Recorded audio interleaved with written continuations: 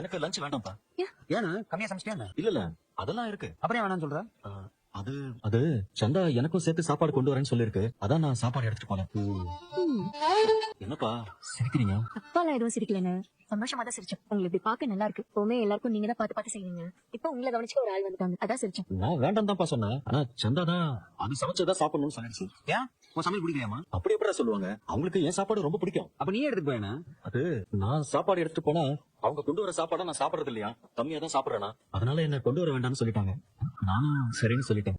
சரி நான் வேணா அந்த பொண்ணு சாப்பாடு கொண்டு வர வேண்டாம்னு சொல்லிட்டேன். ஐயோ அதெல்லாம் ஒண்ணு வேண்டாம், அவங்க கொண்டு வர. அவங்களும் நல்ல பொண்ணுதான், நல்லா பேசி பழகுங்க. பிடிச்சிருந்தா சீக்கிரம் கல்யாணம் பண்ணி வச்சிடலாம். இருக்கட்டும், அதெல்லாம் எதுக்குப்பா? இருக்கட்டுமா? அப்படியே கல்யாணம் பண்ணிக்காம பழக போறியா? ஏய் நான் எங்கடா அப்படி சொன்னேன்?